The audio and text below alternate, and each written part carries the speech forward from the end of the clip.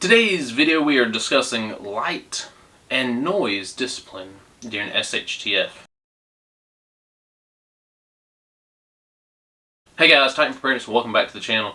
As I said in the intro, light and noise discipline. There's two camps that people like to sit on. The first camp believe that if you are seen, if you are heard, if you are found during an SHTF event, you're done for. You're dead. You're automatically eliminated from the competition that is life. The second camp believe that light and noise will be a deterrent for any bad individuals.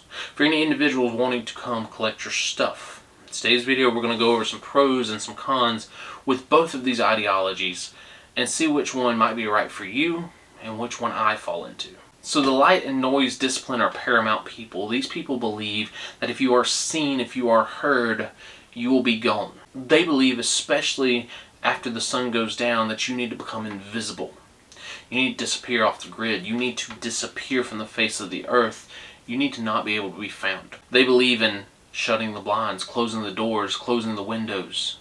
Not showing people that you have lights. Not showing people that you have electricity or power. Not being heard from, not running generators, not having kids play, not having any form of light or noise get out beyond their borders. They believe that people will walk around and look and listen for the light and the noise, and if you are found, they will eliminate you. And I think that these people have a point, but I just don't agree with it.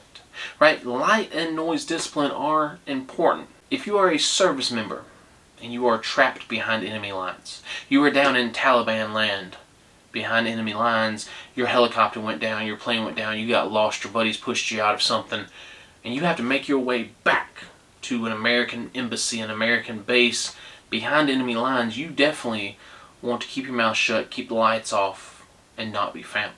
And if the Taliban man finds you, it ain't gonna be good. You're going to be making the front page of the news the next morning in one way, shape, or form. But we're not talking about Taliban man in a foreign land. No, we're talking about here in your home state, in your home country, county, area during SHTF. Light and noise discipline during a bug out, again, is important. If you're traveling through, trying to get home, a get home situation, a bug out situation, you're trying to get someplace safer, you don't want yourself to be found.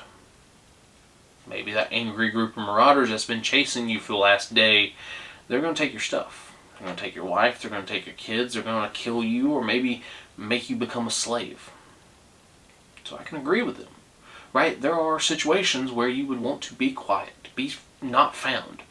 Be completely silent, not give off your lights, not give off your noise. But I'm not talking about a bug out situation.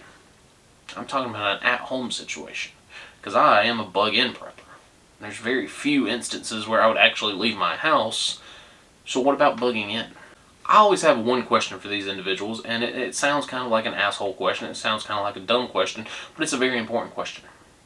How long can you successfully stay in your mom's basement without any outside resources? If the answer is not indefinitely, then what are you doing? Now, that sounds kind of like a rude question. It sounds kind of like a dumb question. It sounds like I'm blowing them off, but I'm not. Right?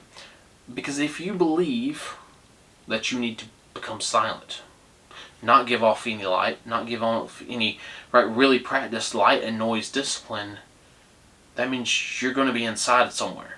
Right? Close the blinds, lock the blinds, do everything by red light, green light, right? But you have to go outside at some point in time. You have to go outside at some point in time to grow a garden, to raise animals, to look for wild edibles, to get water, to take off your poop bucket, to, go outside, maybe to cook. Oh no, you can do all that inside.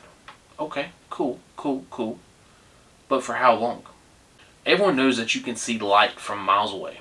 At work, I look across the lake multiple miles away and I can see houses, I can see buildings, I can see the lights on. And I know that there's somebody at that light. And everyone knows you can hear noise from at least a couple 100 yards away. So they believe that if SHT happens and somebody is walking down the street and they see a light on, boom, they're going to attack that house or that building or that property, right? If somebody hears noises, people talking, people laughing, kids playing, boom, they're going to attack, right? It reminds me of the Quiet Place movie, or A Quiet Place, where if you make a noise, the monster comes and gets you, right? That's kind of what these people believe. That any light or any noise that they give off is going to instantly get them hit. I just don't think of it that way. Now I ask the mom's basement question because at some point in time you have to go outside. At some point in time you're going to run out of food, you're going to run out of water, you're going to run out of places to poop, right? Your bucket's going to fill up. You have to go outside at some point. And maybe you can go outside and be real quiet about it, dump it out, go get fresh water, hopefully not in the same bucket, bring it back in, right? Real quiet like. But the problem, right, is not so much you making noise. The problem is not so much you being seen. It's that you have a structure around you. And that is where I throw all of this information out the window. Because the structure, the house that you're hiding in, is going to give off your location more than you walking outside. The house that you live in is going to give off your location more than the noise you make. Let me explain it with the other side. You see, people over here believe that light and noise are going to be a deterrent more than a detriment. They believe that if somebody is walking by with the ideas, the approach that they're going to attack your house for your resources, they would think twice before coming into a place that has lights or noise coming from it. And I kind of agree with them. Yes, if you run a generator, people are going to be able to hear you from miles away. And people are going to want what you have. But if I, a bad guy, go up to that door and I say, oh man, dude, I'm going to kick this door down and I'm going to take their stuff, I'm going to take their food, I'm going to take their water, I'm going to take their kids, and I go to beat down that door and I hear Jim Bob and Jerry Bob talking, big rednecks, I might think twice about kicking that door in. If I see the house that is lit up, right, I know that they have resources. I know that they have stuff. Whether it's solar generators, emergency generators, right, gasoline generators, whether it's candles, whether it's flashlight, I know that they have something that I could use. But I also know that they probably have ways to defend that stuff that they have. Versus a house that looks abandoned. Right? Most break-ins happen when people aren't home. I grew up in the 90s. And I always remember my parents leaving the TV running or leaving a radio running when we were leaving. Because that was supposed to deter somebody from breaking in the house. They would walk up, they would listen. Oh shit, the radio's on. Oh shit, the TV's on. I best not break in. Somebody might be home. Because as a bad guy, I want the least resistance possible. I see two houses. One of the houses has lights on. I can see movement. I know that people are inside that house. I don't know who's inside that house, but I know there's people in that house because I see the movement. I see this house, and it is pitch black. It is dark. It is quiet. You can't even hear a mouse fart in it. Which house am I most likely to break into? Yes, this house has resources that I need, but there's no resistance coming from this house that I can see. If I'm going to kick a door down, it's going to be on the house that doesn't have lights on. Why? Because no one is possibly home. I kick the door down, I might go in, might find a couple cans of soup, some water bottles, whatever they left behind. But the light and noise discipline are paramount. Those people are in the basement hiding. Those people are sitting on the couch, not talking, doing sign language, because they can't talk to one another because that would set off a noise. But as a bad guy, I kick that door in, now I meet resistance. I'm like, ooh, crap. Well, if I have a flashlight, well, now I just blind people. First, the house that's lit up, you kick the door down, well, now you're in the light. Now Jim Bob, who's sitting on the couch, pulls a shotgun, blasts you out the door. Common sense. You see, people who are in affected areas, hurricanes, tornadoes, right? They keep their lights on a lot of times because they don't want you breaking in. You go hit the doors, you go hit the houses that don't have the lights on because those people have already packed up and moved out. Again, I think light and noise discipline have a reason. If I'm bugging out in the middle of the woods, I don't want to be found. Fine. That is a great position for light and noise discipline. If I'm assaulting a village, assaulting a neighborhood, if I'm behind enemy lines, Taliban manland, sure, fine.